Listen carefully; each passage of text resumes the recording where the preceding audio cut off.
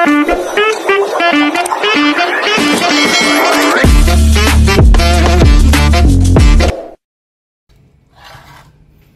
guys, good morning.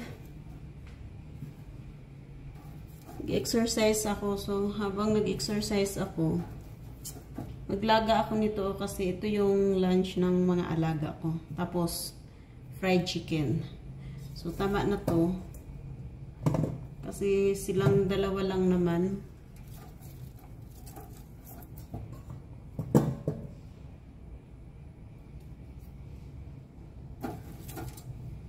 So, hindi pa ako tapos mag-exercise.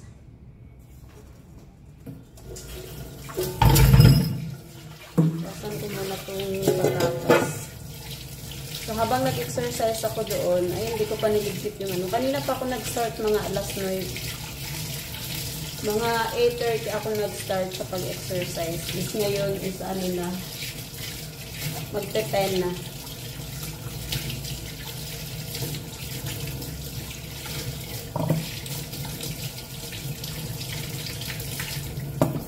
So, hindi na ako nakakapag-exercise ng gabi kasi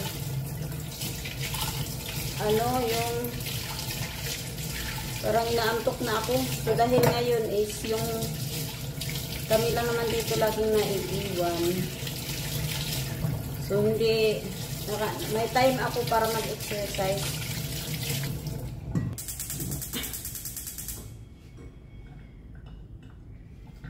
So, habang ano, nakasalang yun dyan. Tapos, ito yung manok na gagawin ko, fried chicken.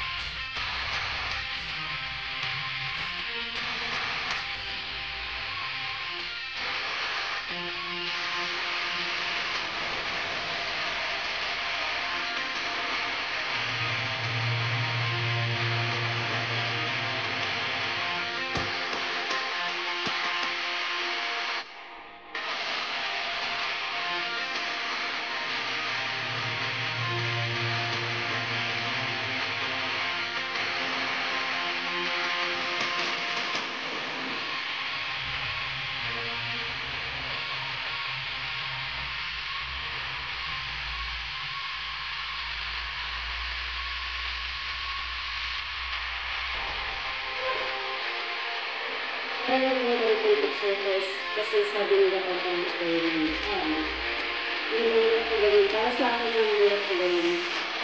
Kaya hindi ko ito ginagawa.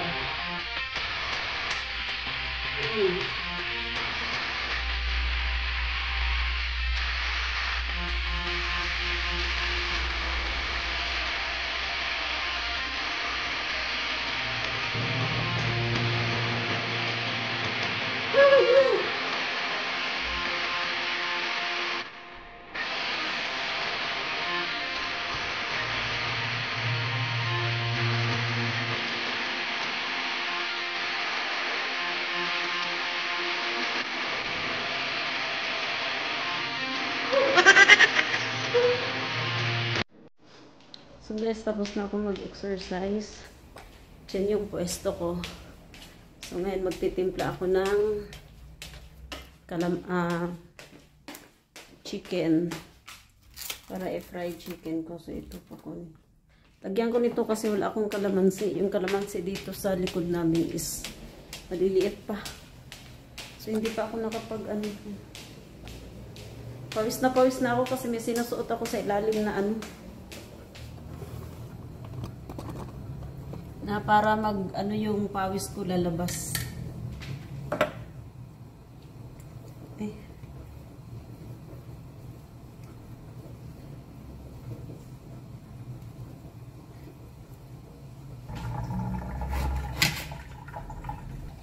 Peprito ko na lang siya. Tapos lagay natin dito sa sa nahugasan natin chicken.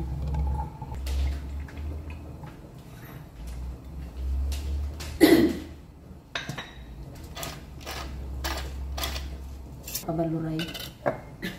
I mean, pag naanuhan ako ng pawis, yung nalabasan ba ako ng pawis sa katawan ko. So, ang sarap sa pakiramdam kasi ang tagal kong hindi nakapag-exercise. So, ilang buwan din. Kasi wala nga akong time na mag-exercise din nung buhay pa si Lulu Papa. So, hindi ako pwedeng maalis-alis kasi pag nag-exercise ako dito lang naman sa loob or dyan sa labas. Pero dahil nakaano nga kami sa kay Lulu Papa, nakatuto kami nung time na yun. Kaya parang nawala sa isip ko yung mag-exercise ako. So ngayon, bumalik naman ako kasi wala na. May tummy, it's na talaga. So kailangan ko na i-continue yung pag-exercise ko kasi mas masarap kasi kapag may lumalabas sa pawis sa katawan mo. Para healthy lagi. Tsaka kailangan ko nang kontrolin yung kanin ko. Kailangan ko na talagang bawasan yung rice. So parang nagpaplano akong yung dinner ko. Bibili ako ng gulay ko ba. Yung kagaya ng pipino, carrots. Kasi carrots is my favorite. At saka pipino. So, parang gagawin ko yun yung dinner ko. Or sa tanghali, ganun. Bibili akong ganun. Tapos, parang kakain lang yata ako ng kanin is once a day lang. Tama ba yun, guys? Tama ba yung ganun yung pamamaraan sa sa pagda-diet? Kasi, ang carrots kasi at saka pipino is nakakabusog din kasi siya. Tapos, lalo na yung bata pa na carrots, ang sarap, matamis siya. So, yun yung plano ko. Pag makalabas ako, bibili na ako ng ganyang marami. Yun na yung dinner ko. It depends, dinner or Pero, di ba, mostly naman is dinner yung, yung hindi mabigat. Wala talagang kanin kasi, yun nga, matutulog ka na nga eh. So, bawal sa mabigat yung pag bedtime na siya. So, ganito ba kayo magtimpla ng chicken? Habang nagtitimpla kayo, tinitikman nyo muna. Tapos may dugo-dugo pa.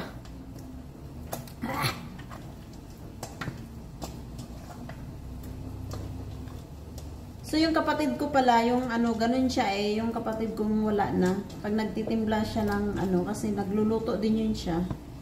Ganon din ginagawa niya para at least alam niya kung anong lasa. Kung tama na ba yung lasa. Then, takpan natin. So, dito natin ito yung So, yun guys, hanggang dito na lang yung aking video. Salamat po sa inyong lahat, sa mga nagsuporta po ng aking channel. Sa mga hindi pa po nag-subscribe, please pakisupport po ng aking channel. Huwag nyo na rin po kalimutan like, share, and comment. At saka, pakipindot na rin po ng button para po is updated po kayo ng aking mga i-upload pa pong mga video. So, yun guys, hanggang kasi magluluto pa ako maliligo pa pala ako bago ako magluto kasi 11 na. Ay, hindi pa pala. 10:30 pa pala. So, yun guys. God bless and have a good day. Ingat.